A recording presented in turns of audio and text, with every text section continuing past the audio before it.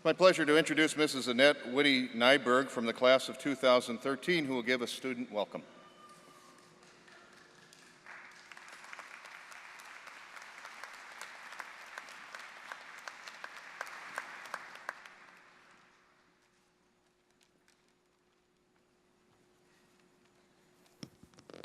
Good afternoon, and welcome to the 2013 Concordia Masters Graduation Ceremony. My name is Annette Witte Nyberg, and I'm honored to be here to welcome you. After 2 years of diligently working through the Masters of Art program in curriculum and instruction with a reading emphasis, I'm glad to have made my way to this day, as I'm sure so are you. Eleanor Roosevelt said, "Do one thing that scares you every day." Mission accomplished. Well, after 13 years of teaching in an elementary setting, I finally mustered up the nerve to work on my master's degree, something that scared me. While organizing my admission papers, my husband and I were surprised with the news that I would be having our 4th child. I was 41. Our youngest at the time was almost 8, something that scared me. During the first year of my master's program, I was told I would be going to high school to do a day of teaching with 10th, 11th, and 12th graders, something that scared me. When I started my second year of this master's degree and made the transition to online classes, that was something that scared me. And then, during one of the first classes online, I was told I had the ball for the evening. That, once again, was something that scared me. If you've taken the classes, you know what I mean. Finally, when I was asked to give this speech today, the first thought that came into my head was, that scares me. But one night, only a day or two after I was asked to give this speech, I was reading one of my favorite books for pleasure, a rare occurrence these past 2 years, no offense to any textbook authors in the audience, and I came across this quote from Eleanor Roosevelt, and I thought, yep, that's it. That was my mom, nudging me from above, encouraging me in only the way she could. Do one thing that scares you every day. Eleanor Roosevelt, I think you nailed it. It's in doing the things that scare you that really make you come alive and make you realize your potential, your depth, what you are capable of doing.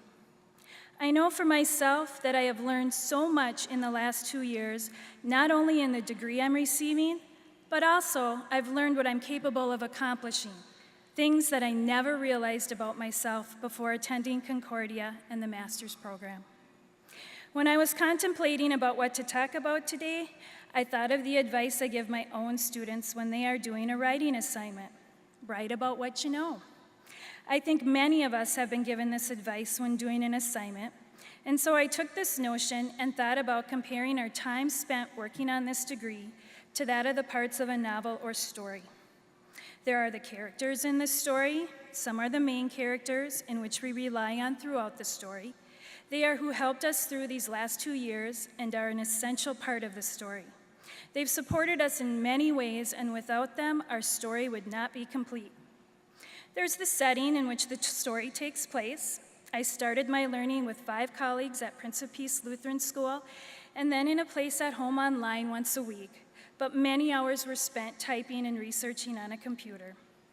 There's the plot of the story that has something to do with our graduate program's focus, the hours we spent researching, discussing, typing, laughing, and crying over how will we get everything finished that needs to be done in the small amount of time that we have.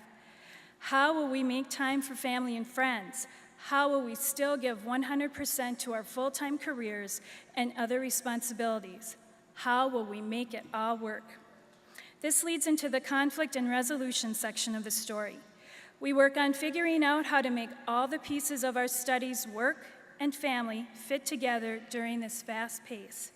These conflicts may be viewed as obstacles, but they had an important role in shaping who we are and what we will become, and any author will tell you, make the story a lot more interesting. I have come to believe that the uncomfortable or scary elements of conflict in our lives are what make us appreciate what we earn in the long run and where we eventually end up at the end of the story.